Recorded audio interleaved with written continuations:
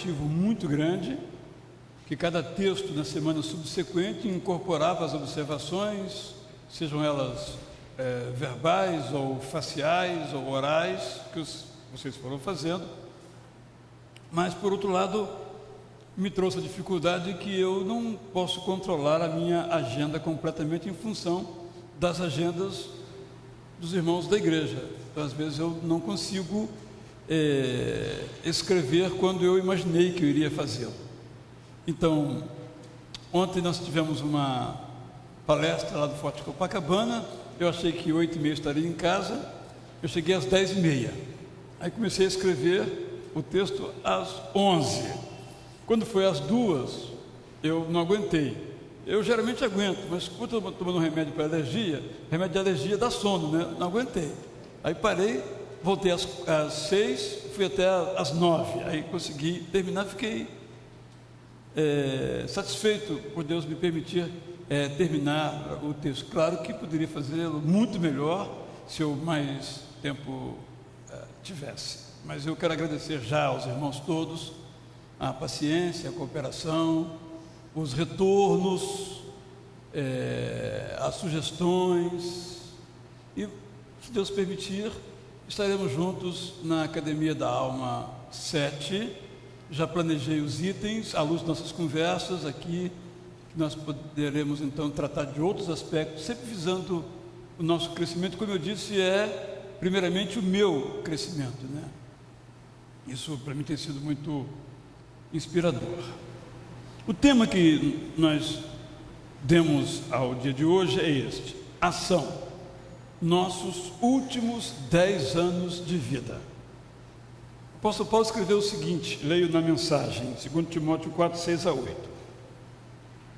assuma o comando, porque estou para morrer. Minha vida é uma oferta no altar de Deus.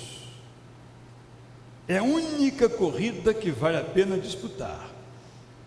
Tenho corrido com esforço até o fim, conservando a fé por todo o caminho.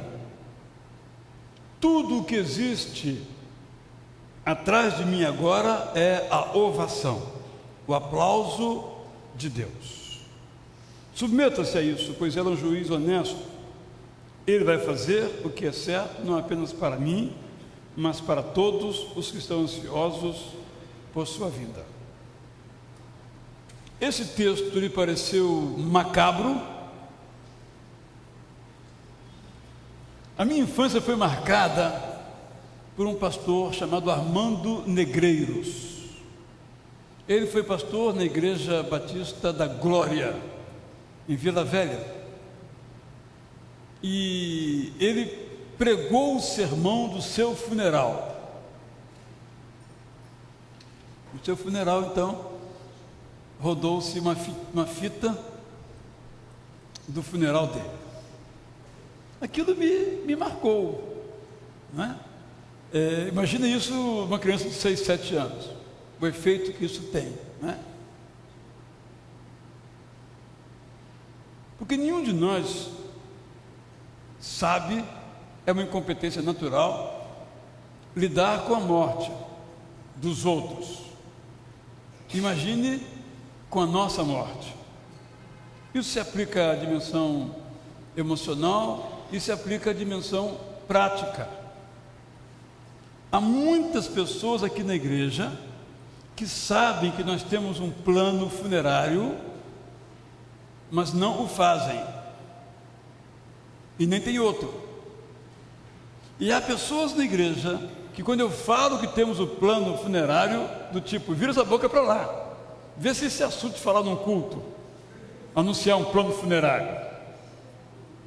Aí eu brinco, é que ninguém daqui vai morrer, eu não preciso de um plano funerário. Então essa é a dimensão prática. E é interessante quando, por nossa experiência de trabalho, eu, pastor Zé Maurício, pastor Alcenia, a gente observa quando o falecido, digamos assim, deixou tudo preparado, não é? Documentos no lugar certo, contas bancárias, senhas, lugar do sepultamento, a ordem de culto. Xavier fez a ordem de culto, disse quem iria pregar, quem iria dirigir, organizou tudo direitinho, nós fizemos tudo direitinho como ele determinou. Isso não é padrão, mesmo porque a maioria de nós não sabe quando vai morrer, não tem nenhum aviso prévio. Quando temos uma doença dessas que nos vai levar mesmo, ainda assim alguns recusamos a ideia que isso vai acontecer. Então eu começo com esse texto, mas na verdade, apesar do título, o meu propósito não é falar sobre a morte. Quando eu falo nos meus últimos 10 anos de vida, ou nos nossos 10 anos de vida, ou nos seus últimos 10 anos de vida, não estou dizendo que você só vai durar 10. Pode durar menos. Não sei se uma boa notícia é essa. E pode durar muito mais. Ninguém sabe quanto tempo vai durar a sua vida. O único que soube, temos esse relato na Bíblia, foi Ezequias, 15 anos. Talvez eu pudesse mudar o título aqui, meus próximos 15 anos. Talvez muitos ficassem mais felizes, né, para ter 15 anos, não apenas 10.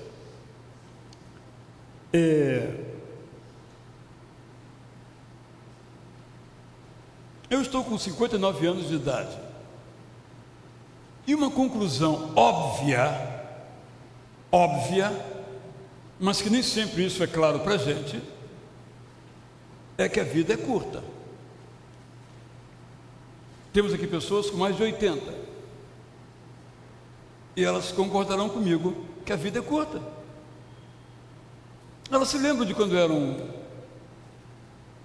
menininhas, como se fosse ontem, a mãe dando uma bronca, dando um conselho.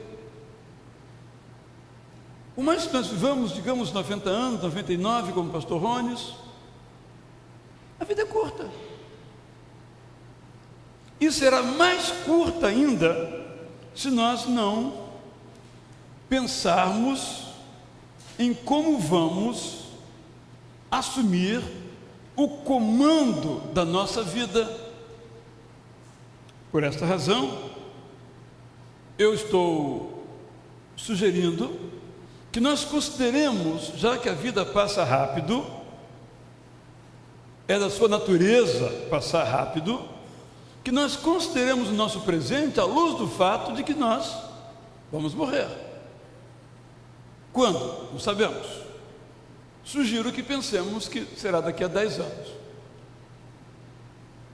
Quando chegarem os 10 anos, a gente imagina mais 10. Depois mais 10. Isto é, se nós pensarmos que nós não iremos morrer, nós vamos deixando decisões importantes para frente. Eu sempre quis ir a Israel. Tive várias oportunidades de ir a Israel. Quando eu tive um câncer, eu disse, ou eu vou, ou quem sabe eu nunca vou. Eu resolvi ir, não é? Porque um diagnóstico como de câncer, ele obrigatoriamente faz você pensar na vida, ou de coração, uma coisa cardíaca, uma cardiopatia forte, nos leva a pensar no limite da vida. O câncer é um desses, e outras enfermidades são dessa natureza. Então, a minha sugestão é que a gente imagine que a nossa vida tem um prazo de validade de 10 anos. Após os 10 anos, Deus renova por mais 10 anos. E vamos avançando. Eu gosto muito de pensar na vida de Moisés. Se nós pensarmos bem, Moisés viveu 120 anos. E são 3 ciclos de 40 bem definidos. Até os 40 ele viveu na corte do faraó.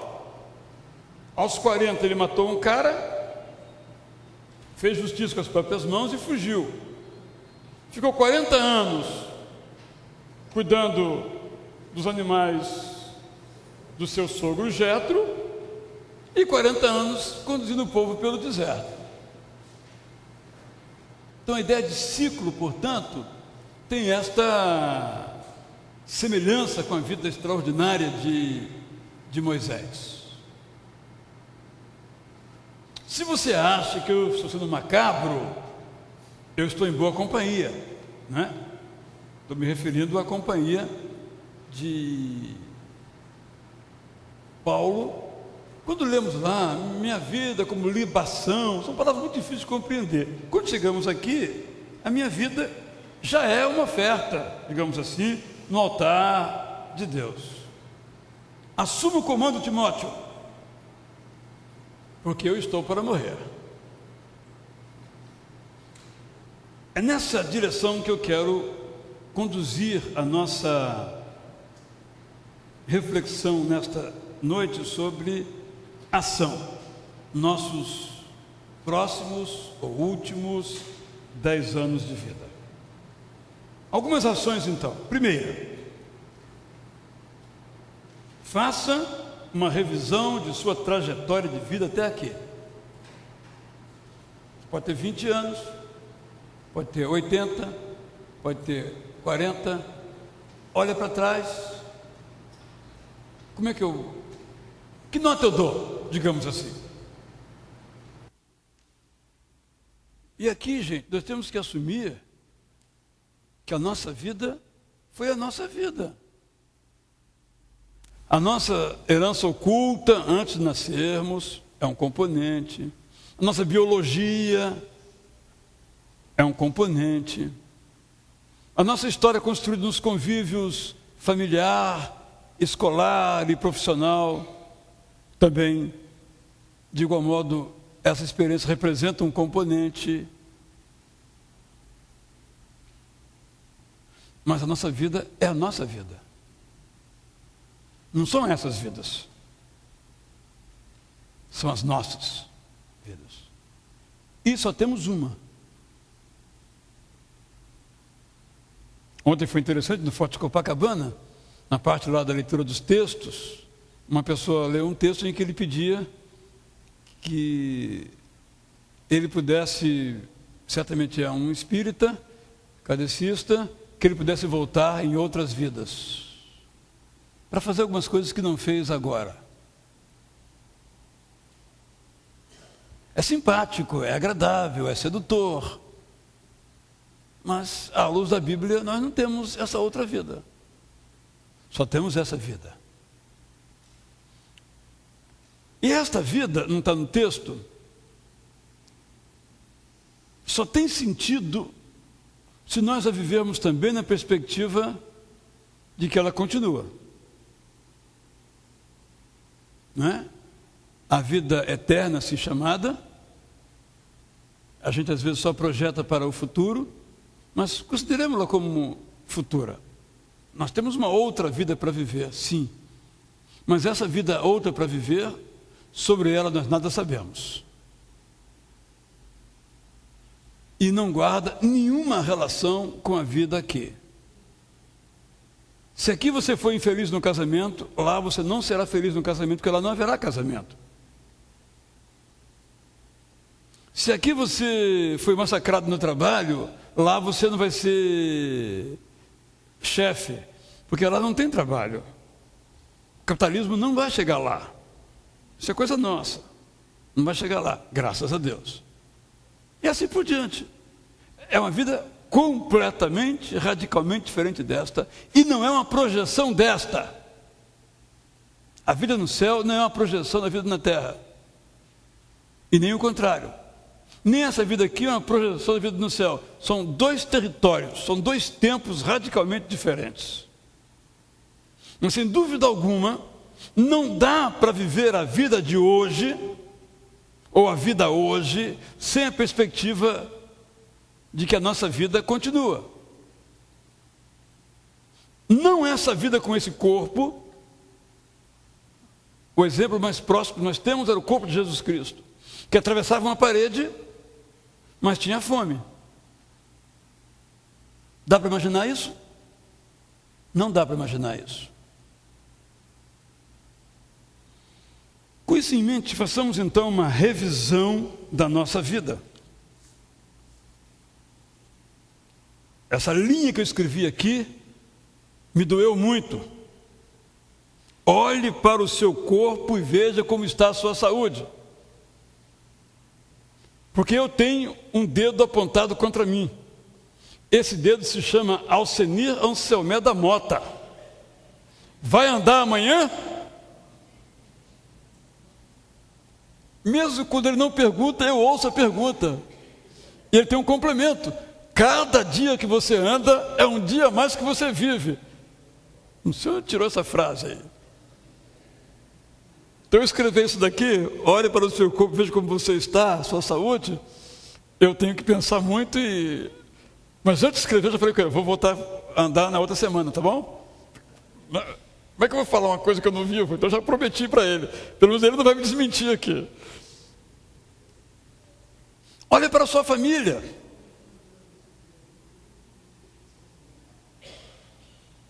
Em que você tornou a sua família? E em que você se tornou na sua família?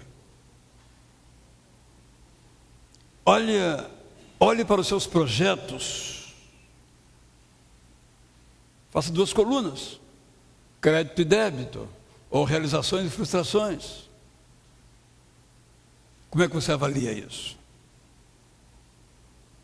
Olhe para o modo como você buscou adorar a Deus, a dimensão espiritual da sua vida.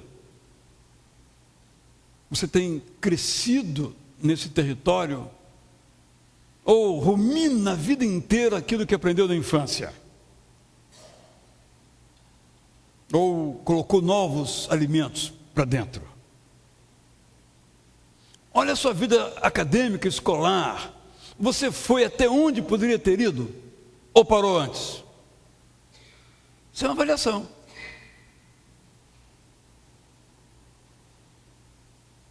Como é que você vive hoje? Aquele exercício nós já fizemos anteriormente, né? Como você gasta o seu tempo e a sua energia? Que lugar ocupam o sono, o lazer, o trabalho na sua vida? E que lugar ocupa na sua vida realizar o seu projeto de vida?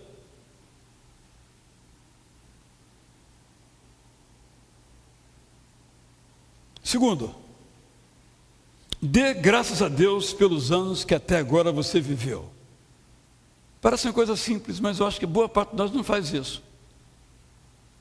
Agradece, mas genericamente. Não, Senhor, eu agradeço pelos meus 59, pelos meus 84, pelos meus 22, pelos meus 70.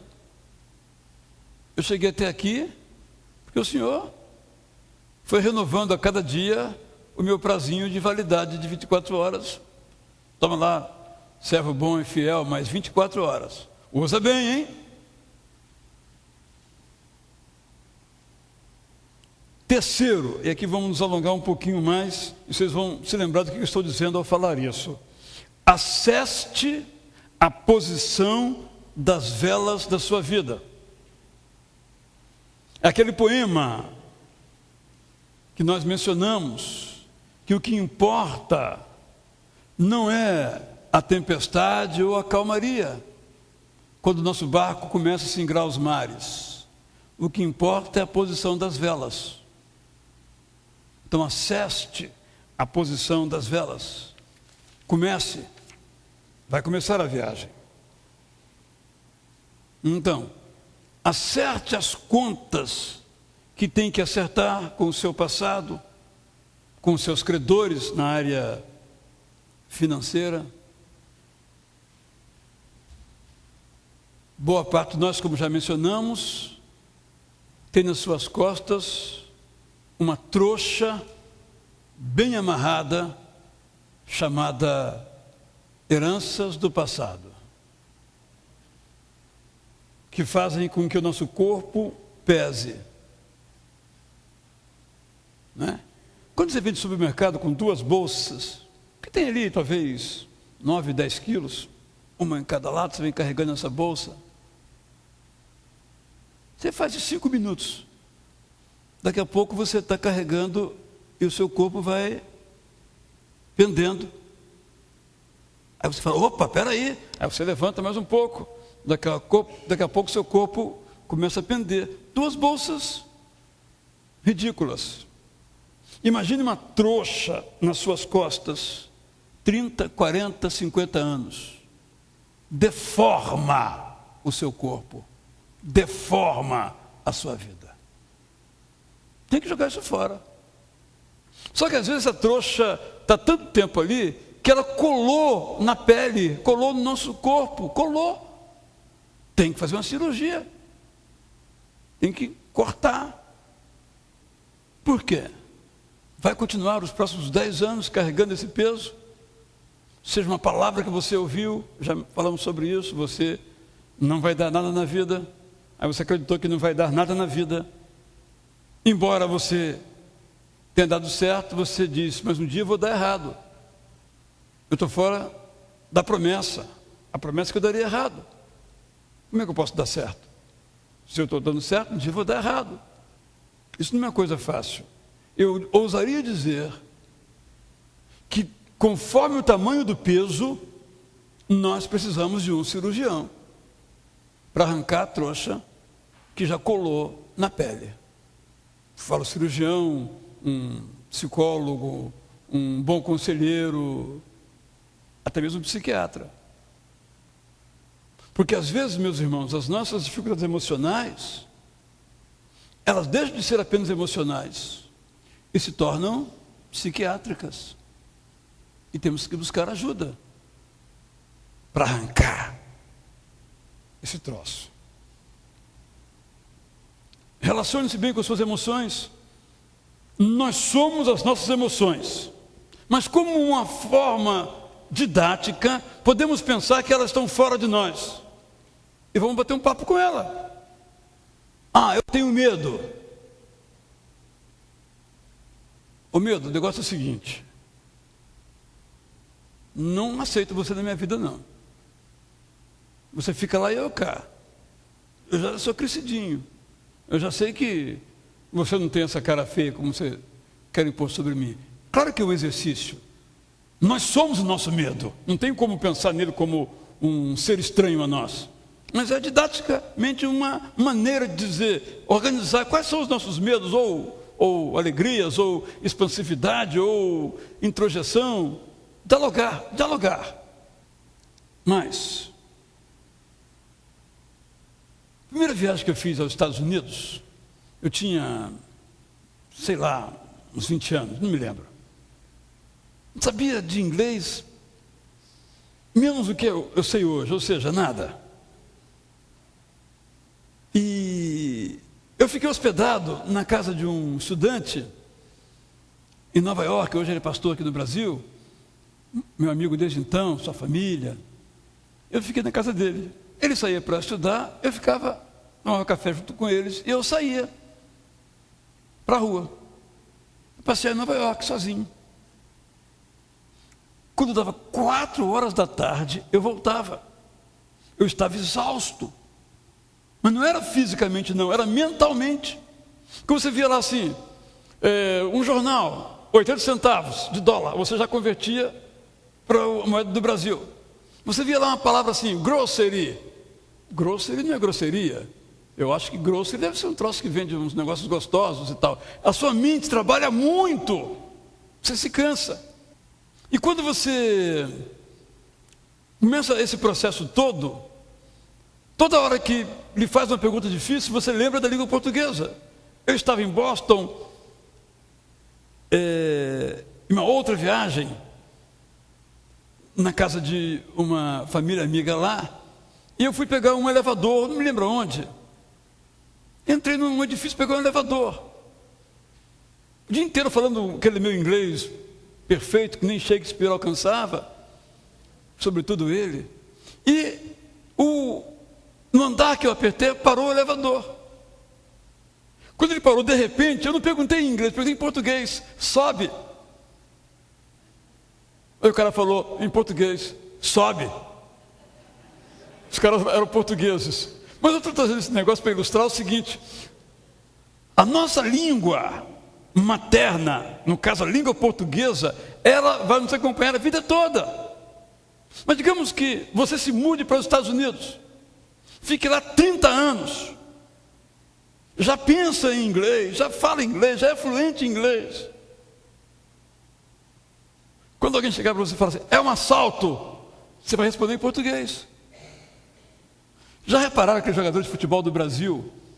Quando eles recebem uma falta, eles que jogam lá fora, recebem uma falta violenta, eles xingam em português? E depois deve traduzir, mas o primeiro impulso é xingar em português. Toda essa minha brincadeira para dizer o seguinte: nós temos que aprender o idioma do Espírito Santo. E sabendo, no entanto, que na hora do aperto, talvez vá prevalecer o velho homem. O idioma do velho homem, não de quem é guiado pelo Espírito Santo de Deus. Na nossa jornada, nós temos que aprender esse vocábulo que é feito, como diz Paulo aos Gálatas 5, 22, 23, né? E aqui eu estou usando os termos do Eugene Peterson. Afeto pelos outros, esse é o idioma. Celebração da vida, serenidade, compaixão profunda, bondade, perseverança, consideração da vida da criação como algo sagrado e autocontrole. Essa é a linguagem do Espírito Santo. Quando o Espírito Santo fala, este é o seu vocabulário. Quando a natureza nossa fala, é gritaria, etc, etc. Digamos que você seja jogador de futebol. E domingo tem um jogo do seu time decisivo. E você vai entrar, está escalado, vai começar a jogar. O que é que você faz? Você verifica as suas condições físicas. Como é que estão meus músculos, meu joelho, minha visão, se for o caso, se for goleiro, né? Quantos alpinistas caem porque não verificam os equipamentos? Quantos paraquedistas morrem porque não verificaram o equipamento? E poderíamos mencionar várias outras coisas. Em nossa jornada, nós temos que checar, verificar. Tem algumas sugestões aí, não vou me alongar nela. Estamos aqui então no roteiro, né? Faça uma revisão de sua trajetória até aqui, dê graças a Deus pelos anos até agora vividos, acerte a posição das suas velas, ponha o seu ego em segundo lugar. E eu fiquei pensando o seguinte: devo escrever isso? Põe o seu ego em segundo lugar? Porque talvez eu devesse escrever: põe o seu ego em último lugar, ou põe o seu ego em quinto lugar. Mas eu escrevi em segundo lugar, fiquei pensando sobre esse assunto e concluí o seguinte: já é um esforço sobre-humano, né? Colocar em segundo lugar, porque ele é primeiro lugar.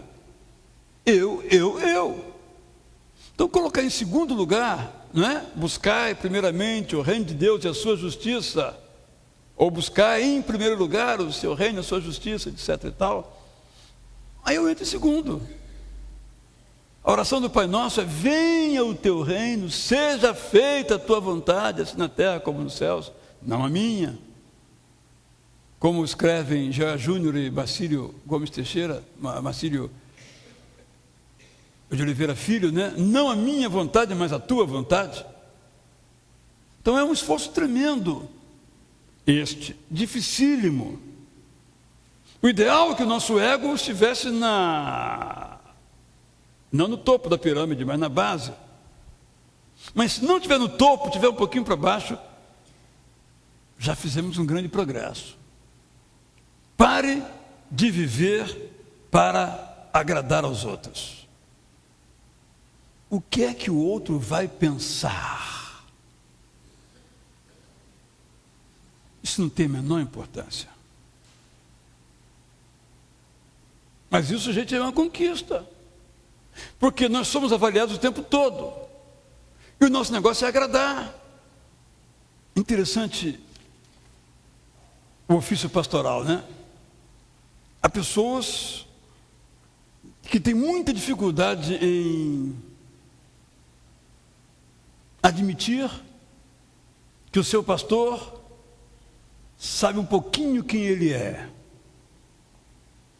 Porque ele passou a vida inteira parecendo o seu pastor, o que ele queria que o seu pastor pensasse que ele fosse. E nem me refiro a mim, a qualquer pastor, pela posição que ele ocupa. E é muito comum, às vezes, pessoas pedirem desculpas ao pastor por algo que fizeram, achando que o pastor sabe. Ele não sabe. Embora saiba de algumas coisas que o membro da igreja não sabe que ele sabe a seu respeito. Porque a gente quer estar bem com o nosso líder. Eu quero que ele tenha uma imagem boa de mim. Vamos ampliar um pouquinho, né? Eu quero que as pessoas me vejam uma pessoa generosa, uma pessoa paciente. E eu quero, sobretudo, que Deus veja que eu mereço as bênçãos que Ele me dá. Eu fiz por onde? Quando chegamos nesse ponto de querer agradar a Deus nesse sentido, nós chegamos a um ponto muito difícil. Porque Deus não conhece o meu coração? Como é que eu tenho que dar uma fingidinha para Ele? Para quê? Eu quero chegar aonde? Mas nós somos capazes de fazer isso. Na vida em geral. Hoje não, mas em tempos mais antigos, não tão antigos assim, né? Pessoas não podiam trocar de carro, mas trocavam. Não só trocavam, como exibiam. Oh, o Ramon está de carro novo, importado, quando isso fazia diferença, né? Mas ninguém sabia que ele morava de aluguel. E a financeira estava quase tomando o carro dele, mas isso ninguém sabia. Isso é algo particular. Agora, o meu carro brilhoso, dá para pentear o cabelo nele. Pô, bem sucedido esse cara, hein? Próspero esse camarada. E isso, poxa vida, né? Eu sei que eu sou pobretão, de maré de si, mas não sou, né? Olhem para mim. Isso é muito cruel com a gente. Porque a vida já é pesada. E nós nos colocamos esse peso maior ainda, aí a gente caminha devagar. Sexto, pare de gritar. No texto da semana que vem, da capa do boletim, eu conto uma história real. Só que eu fantasiei, mas é totalmente real, a pessoa me contou essa semana. Um membro de nossa igreja trabalha num órgão terceirizado de um órgão público e presta serviços na área especificamente de transporte gratuito, cartões Riocar, esse tipo de serviço. E as pessoas ligam para lá quando o cartão não funciona, não recebe o cartão, dá defeito. A maioria, pobre, já liga para lá xingando e aos berros. Ao ponto de, na repartição, as pessoas não atendem mais o telefone. Ou quando atendem e vê que a pessoa é grosseira, desligam.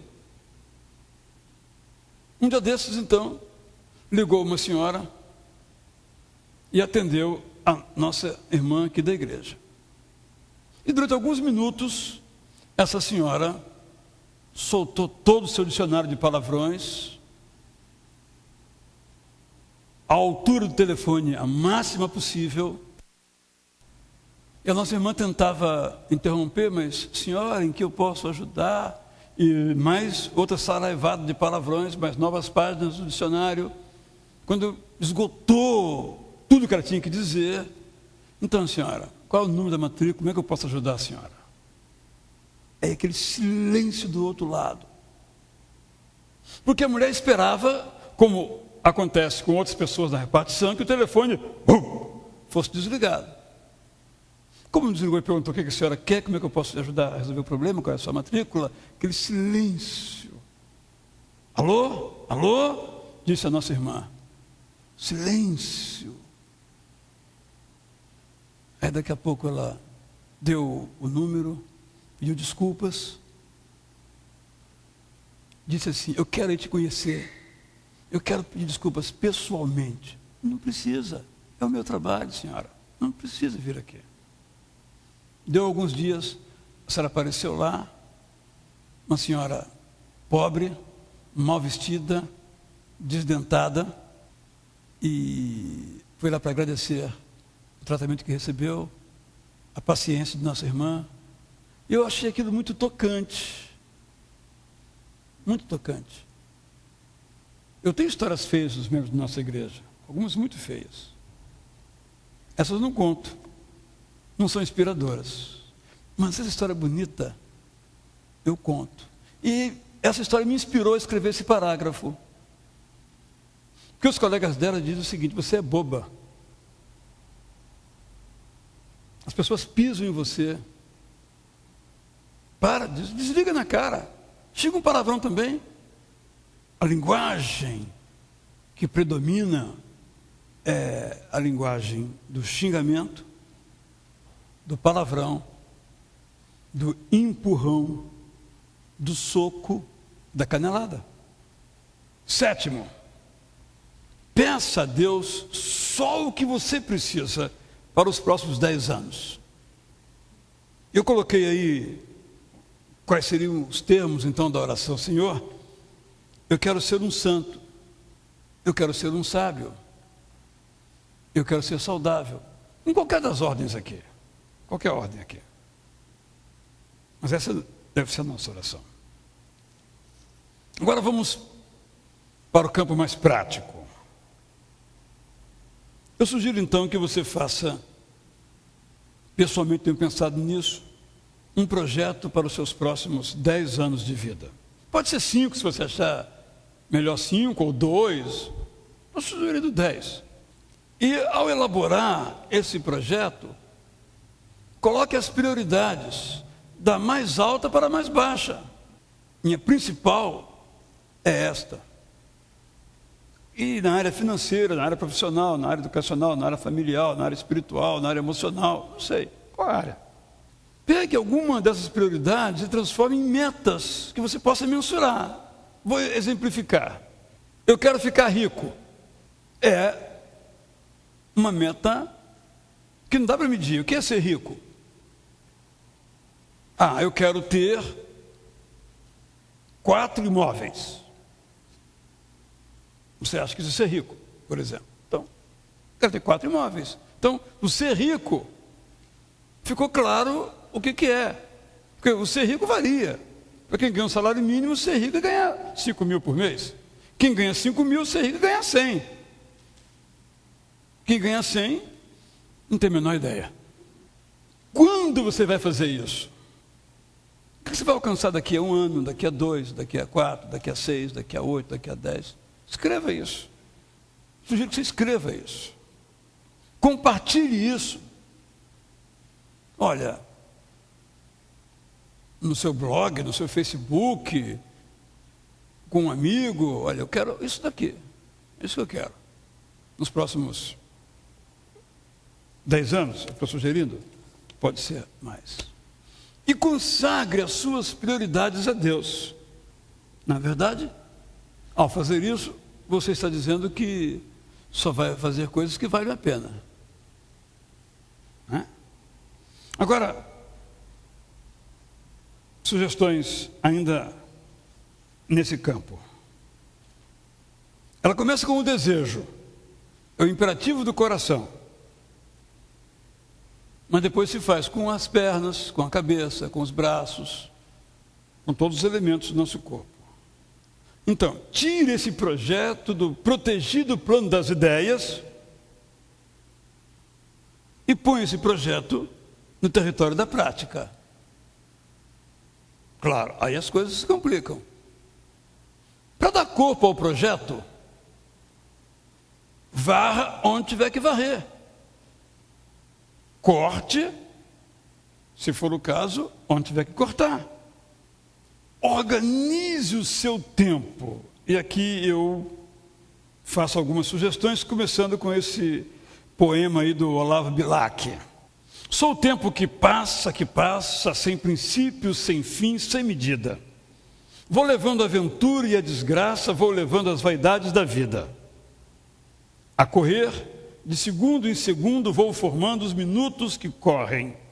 Formo as horas que passam no mundo, formo os anos que passam, que nascem e morrem. Ninguém pode evitar os meus danos. Vou correndo sereno e constante. Desse modo, de 100 em 100 anos, formo um século e passo adiante. Trabalhai, porque a vida é pequena e não há para o tempo demoras.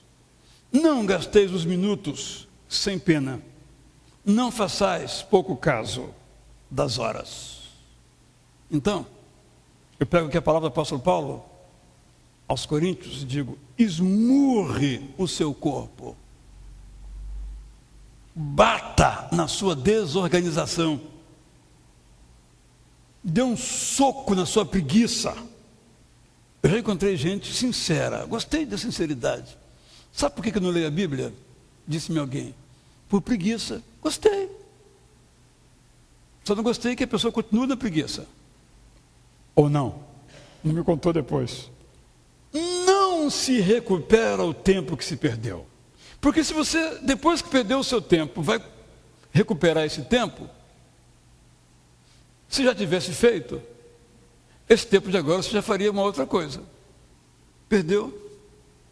Perdeu. É igual a oportunidade. Então, não perca tempo. Pulando uma aí, cruze a sua agenda, eu tenho insistido nesse ponto, com as suas prioridades. Ou seja, o gabarito da minha agenda com o gabarito das minhas prioridades tem que bater uma em cima da outra. Onde tem um buraco, tem um buraco. Onde tem uma linha, tem uma linha.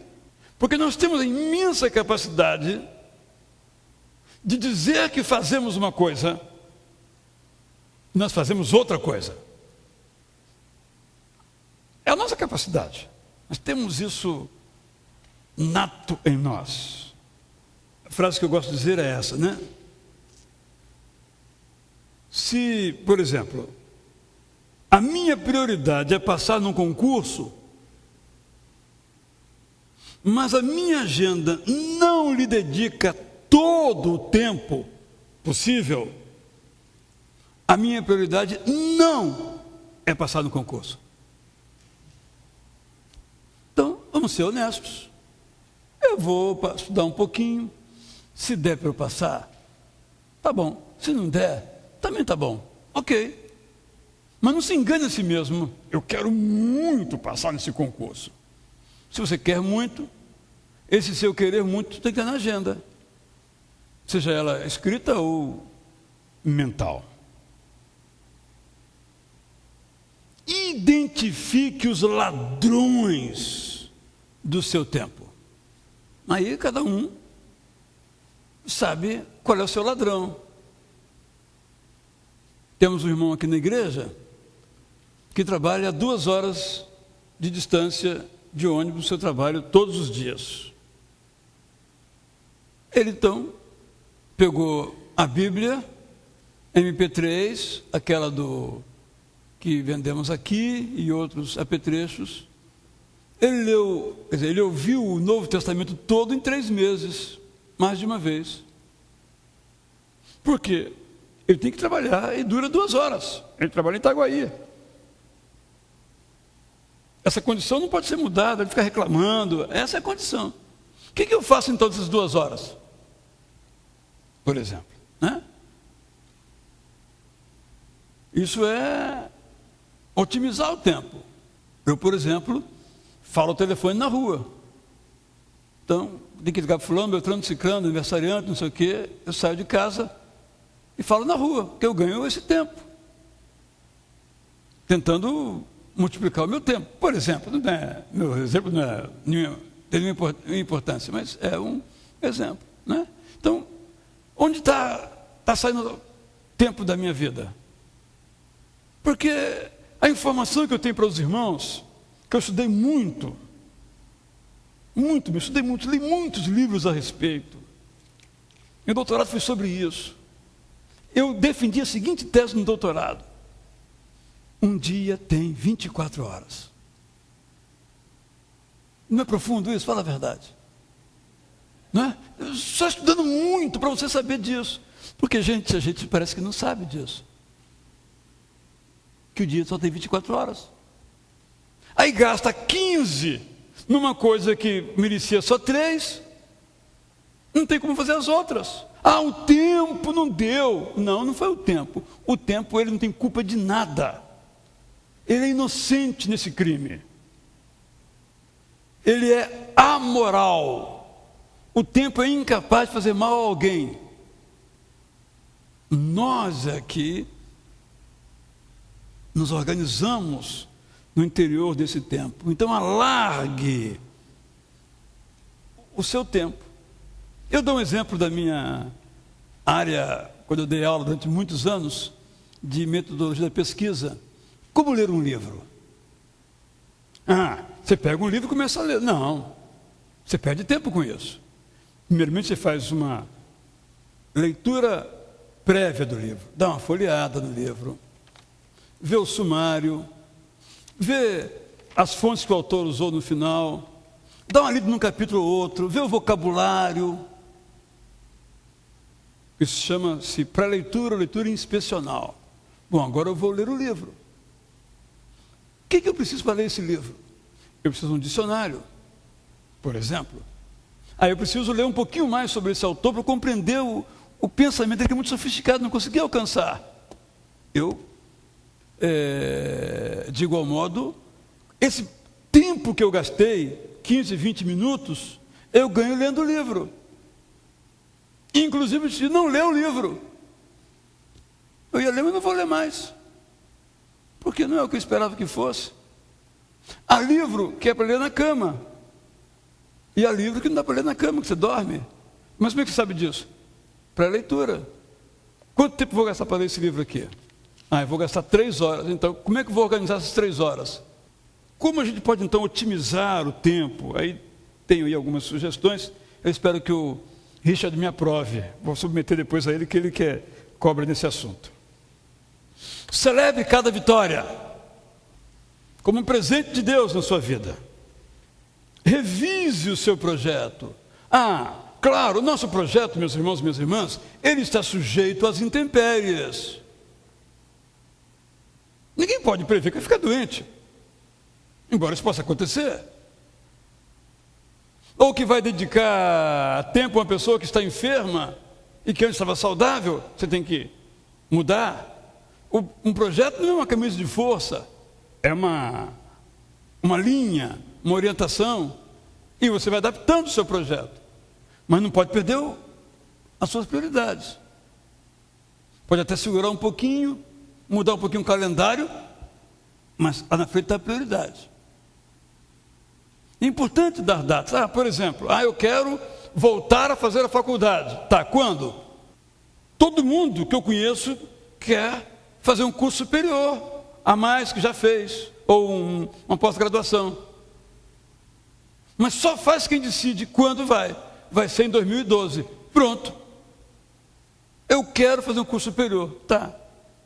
Aqui na igreja, às vezes, as pessoas me procuram e dizem, olha, aqui tem uns cursos de tarde, vem fazer uns cursos aí, em várias áreas, nem vou dizer os nomes das coisas. Puxa, legal, venho sim. Aí eu pergunto, quando? Vou pensar. Ou seja, não vem. É como você ir numa loja.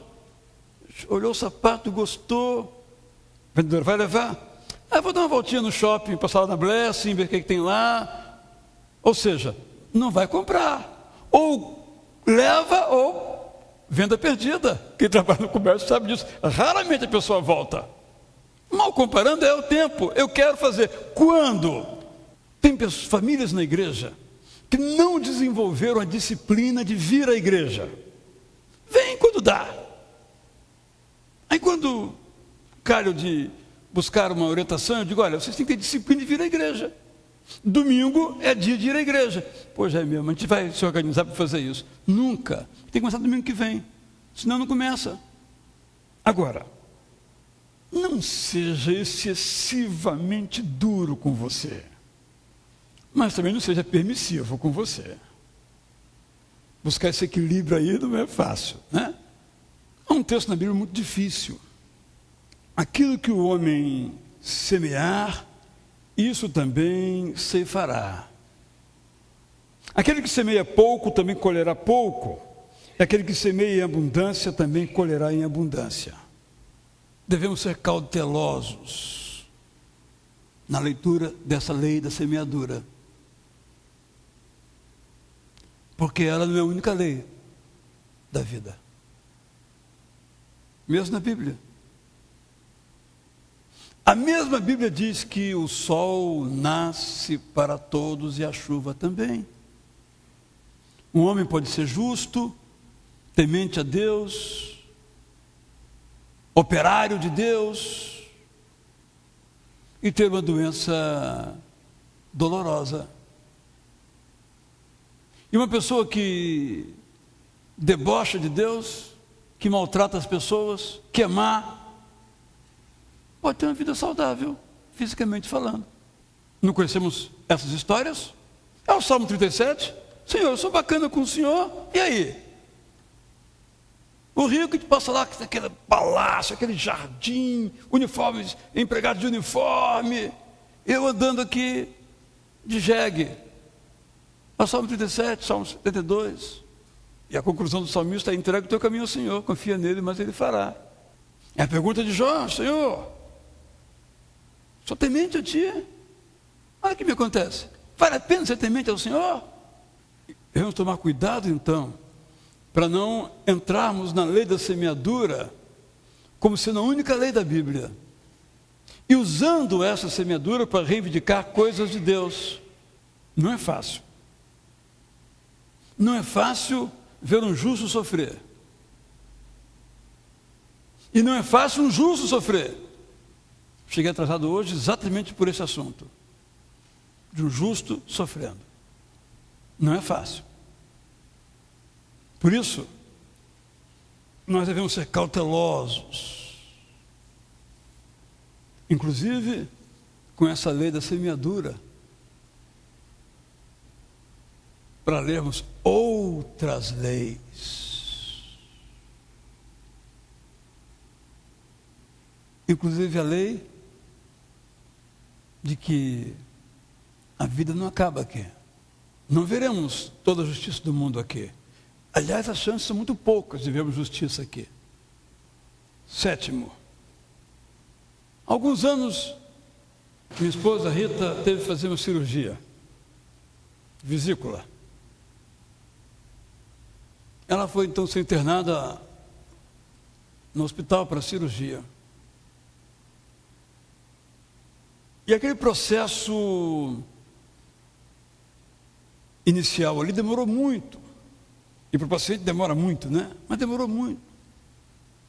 Porque a senhora que preparava a sua ficha estava brigando com o computador. Esse computador, esse hospital botar computador para quê? Fazia na mão, era tão bom. Provavelmente, ou ela aprendeu a mexer com o computador ou foi demitida. Estou usando esse exemplo exatamente para isso. Não pare no tempo. Uma maneira fácil de aferir isso é na questão tecnológica. Ela é visível, ela é palpável. Não é que isso seja importante, mas também é importante, dependendo daquilo que você faz, da área em que você atua. Mas sempre em qualquer outra área. Há pessoas que pararam no tempo. Até uso a expressão no meu tempo. Meu tempo é hoje. O tempo que passou não existe mais. É um tempo que passou. Nosso tempo é hoje, aqui e agora. O que está rolando hoje, aqui e agora? É isso que me interessa. Historiadores falam do passado. Eu tenho que viver o presente. Não para no tempo. Não estou dizendo que as coisas antigas devem ser jogadas fora. Não, não é isso. Mas eu não posso escrever um livro e colocar nas minhas fontes bibliográficas livros dos anos 50. Se tiver 1 ou 2 anos 50, beleza. Até muito antes disso, beleza. Eu tenho que ter livro de 2011.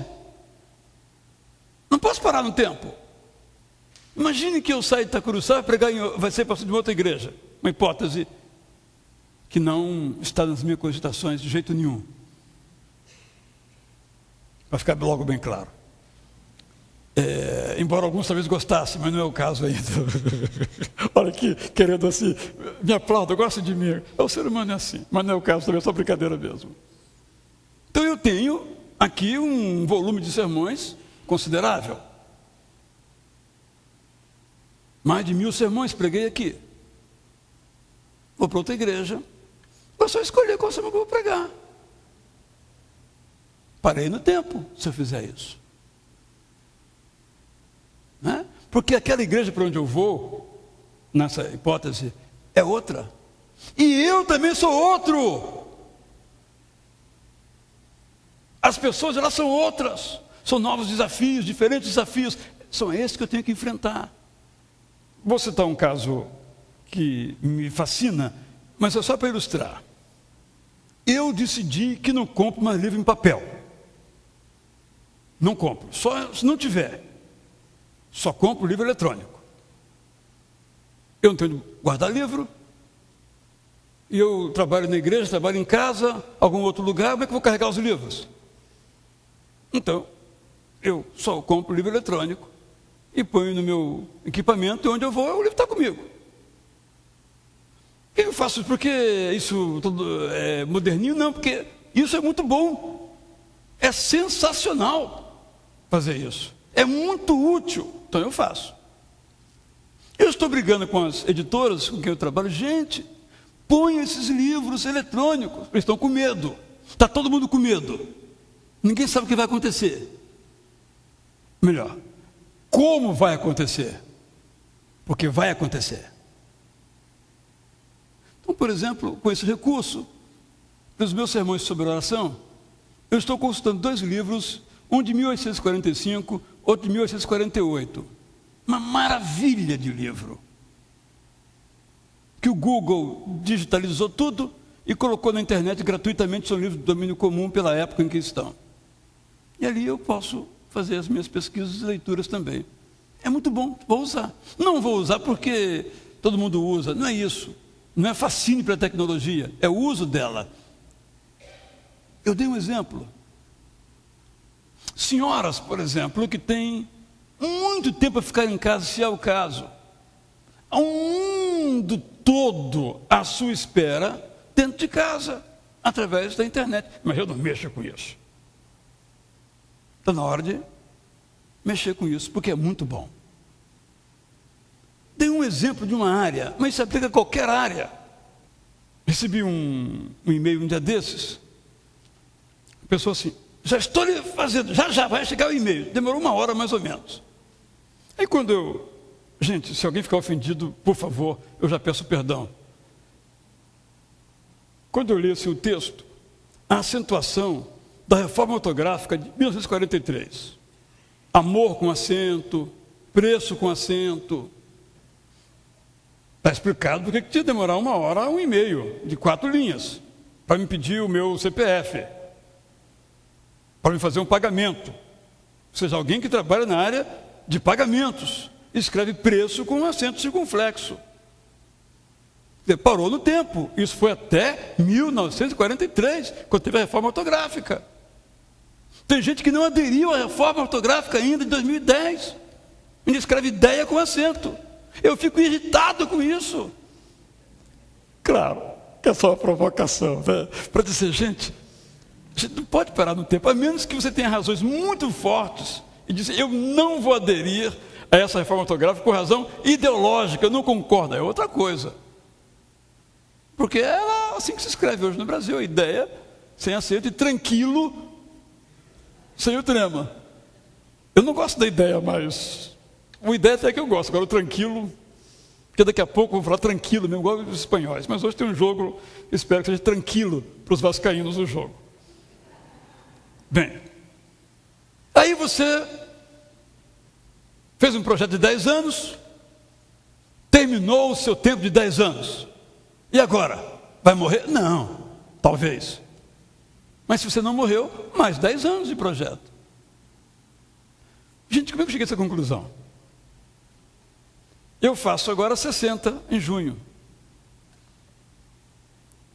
E uma editora me encomendou uma Bíblia de estudos. Isso vai levar 4, 5 anos para eu poder fazer esse trabalho. Bom, então eu tenho que pensar uma coisa para daqui a 5 anos. E o que mais eu vou fazer? Só isso?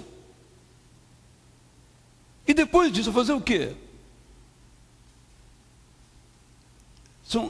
Eu estou trazendo um pouquinho das minhas percepções. Eu sei que o fato de eu fazer não tem a menor importância isso. Cada um faz a idade que tem, né? Estou dizendo que cada um de nós tem que pensar nessa perspectiva. Vamos chamar de finitude. Eu não vou viver a vida toda. Então eu vou dizer, então eu vou pensar os meus próximos 5, ou próximos 10, ou próximos 3, não importa. Então, como você tem levado a sua vida? Deixando a vida lhe levar? Ou colocando a vida debaixo do seu braço e dominando a sua vida? Uma pergunta que eu tenho que responder. A vida é um dom de Deus. E parodiando aqui o nosso William Douglas, a segunda-feira antepassada, se a vida é um dom de Deus e eu não a vivo como um dom de Deus, eu estou pecando. Se você pode fazer o bem e não faz, está pecando. Se eu posso fazer um bem a mim mesmo, recebendo a vida como um dom e não a recebo, fico reclamando, fico esperando a coisa passar, fico preso ao meu passado, fico encurvado à minha história, às maldições que eu recebi, eu estou pecando. Não quero colocar mais peso para quem já está sofrendo nesse sentido, mas quero dizer que nós temos que receber a vida como um dom que Deus nos deu. Vamos pedir a Ele, Senhor, nos dê condições de viver de modo santo, saudável, sábio, porque nós não temos capacidade natural para isso. Mas Deus nos capacita, diz a Bíblia, se você tem falta de sabedoria, peça a Deus que Ele dá, ou não? Eu não sei lidar com o meu passado, ok. Se eu pedir a Deus para me ajudar a lidar com o meu passado, você crê que Deus dá ou não dá? Então, o problema é que você não pede. Por exemplo, todos temos muitos desejos. Na área material, na área profissional, na área emocional, na área conjugal, na área relacional. Vamos então ver que desejos podemos realizar nos próximos 10 anos. Eu termino com um pensamento que não tem nada a ver com o que eu estou dizendo até agora, desse autor chamado Paul Stevens, está na capa do estudo, em que ele diz o seguinte: a verdadeira ação cristã, ele chama de ortopraxia, praxis prática, orto correta, é gratuita,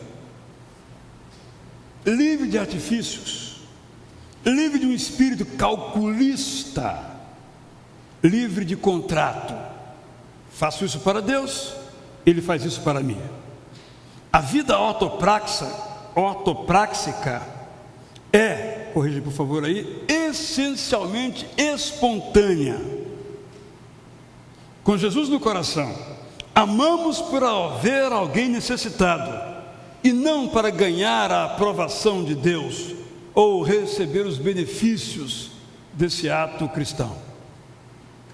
Para nós pensarmos, então decidirmos a propor e realizar com firmeza as prioridades da minha vida nos próximos 10 anos, como se fossem os últimos.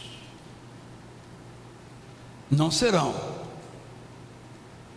Mas um exercício didático. Como fazer uma equação? É assim que temos que viver. É por isso que Paulo diz: Timóteo, pega o bastão, cara. Agora é com você.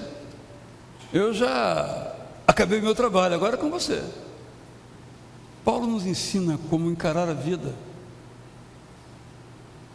Chegará um tempo em que não sabemos quando, que as coisas serão com nossos filhos. Eu estava no banco hoje, e aí um senhor, conversando com outro, não conheço, já bem idoso aparentemente, disse: estou indo para Vitória. Meu filho mora lá e quer que eu vá para lá. Eu estou indo para lá. É assim que é a vida. Quando vai chegar isso? Como vai ser? Pode ser até diferente do que imaginamos, mas só será diferente do que imaginamos se nós imaginarmos. Essa é a minha sugestão. Quem escrever o seu quiser me dar, saiba que eu guardarei segredo. Mas é um exercício. Que Deus nos capacite. Meus irmãos, Deus de fato quer que nós vivamos de um modo transbordante, celebrando a vida. É isso que Ele quer. O resto não é o que Ele quer.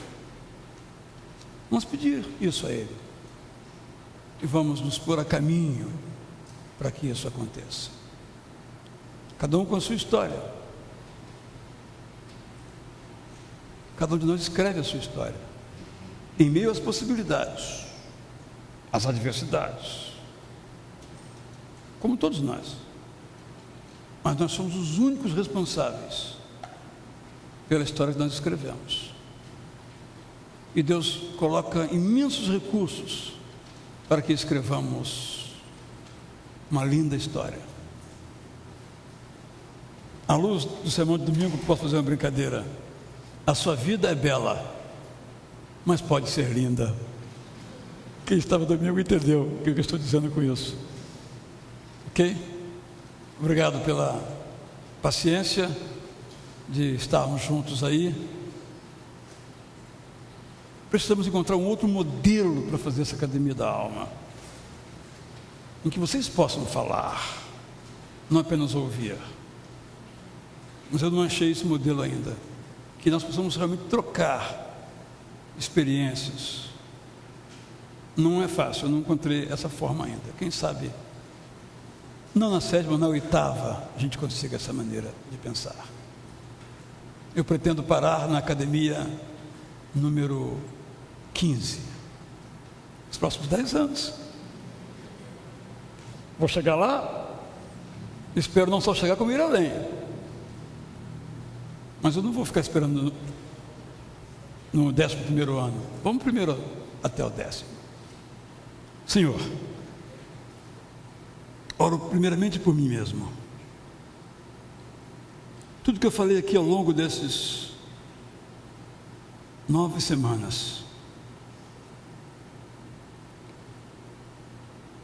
pode não ter nenhum valor. Podem ser pensamentos desconexos. Mas, Senhor, eu dedico a Ti cada semana, cada tema, cada encontro, cada frase. E o Senhor então possa usar essas frases mal feitas, pensamentos nublados,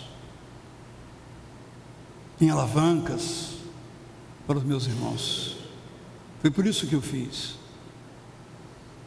Eu te agradeço por ter feito. Senhor, ao mesmo tempo, agora eu oro pelos meus irmãos.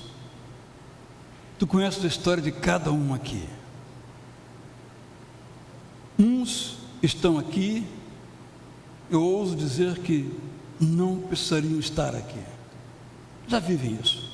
Até melhor do que eu, melhor do que o que eu disse aqui. Mas talvez outros existam aqui que precisam se levantar tomar o comando da sua vida nas suas mãos e sob a tua direção escrever uma história que seja a história para a qual o Senhor criou essa pessoa, homem ou mulher. Dê ânimo, persistência, coragem a cada um nessa caminhada. É isso que nós pedimos, Senhor, em nome de Jesus. Vamos ouvir então a Michele, e agradeço muito a Michele, bem como ao quarteto, e bem como ao outro grupo que o Ramon preparou, e só posso dizer que é muito prazeroso para nós ouvirmos a Michele que começou a cantar aqui em nossa igreja, e hoje já pode cantar em outros palcos, mas onde ela canta melhor é aqui. Vamos ouvi-la então.